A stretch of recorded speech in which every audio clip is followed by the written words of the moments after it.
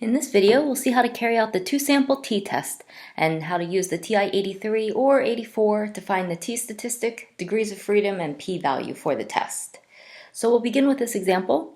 An instructor decided to run two slight variations of the same exam. She randomly gave some of the students version A and the rest version B. She believes version B is harder. Based on the summary statistics, is there evidence to support her belief? So we have the summary statistics in the table here. We know we're going to do a two-sample t-test because we're working with averages, and we have two distinct groups. They're not paired, so that's the two-sample t-test. Verifying conditions, we have that the sample size for group A is 30, which is greater than or equal to 30. For B, it falls just a little short, but we can note that if we look at the average, the min and the max, and the standard deviation, it seems like the sample data should be approximately symmetric, and there don't seem to be great outliers. So we can say that sample B is approximately symmetric with no outliers. Therefore, it's reasonable to assume its population is normal. And with that, we'll consider our conditions verified. So our null hypothesis is going to say that the true means for under the two versions should be the same. Null hypothesis always says things are the same. So we're going to say that mu sub A is equal to mu sub B, like this.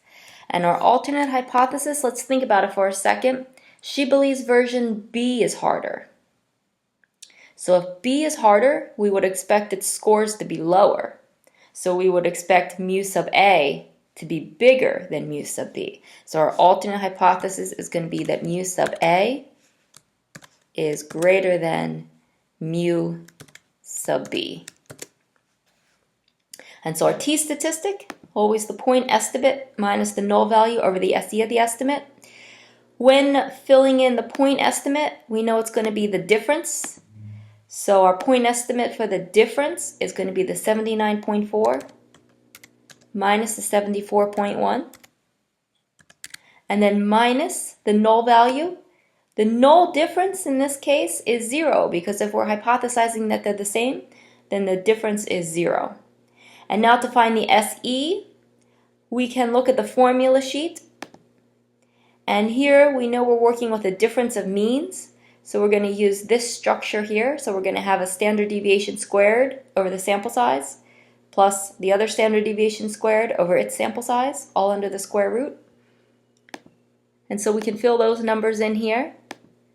We'll use S to estimate sigma, so it's going to be 14 squared, and then this is going to be over N1, which is 30. And then here we're going to have the standard deviation for B, which is 20 squared over its sample size of 27. So now we've filled in all our numbers and we're ready to use the calculator. We're going to use the calculator to get the degrees of freedom as well. So on either the 83 or the 84, we can go to stat tests, and it's going to be two-samp t-test. So over here, let's go to stat, hit the right arrow to get over to tests, and down to two-samp t-test. So if we had all the data, we could enter the values in L1 and L2, always leave frequency 1 here. But we don't have all the data, we have the summary statistics. So we're going to hit the right arrow and choose stats. And now we'll enter the summary statistics. So X bar 1, which corresponds to version A, is 79.4. And then the standard deviation for that is 14, and the sample size is 30. X bar 2, which corresponds to B, is going to be the 74.1 with a standard deviation of 20 and a sample size of 27. And now we have to choose the alternate hypothesis. So choose this sign, which is the greater than. So we're going to go over to the greater than and hit enter. And then hit the down arrow. We don't pull for standard deviation, so just leave that as the default no. And then hit the down arrow to calculate and hit enter.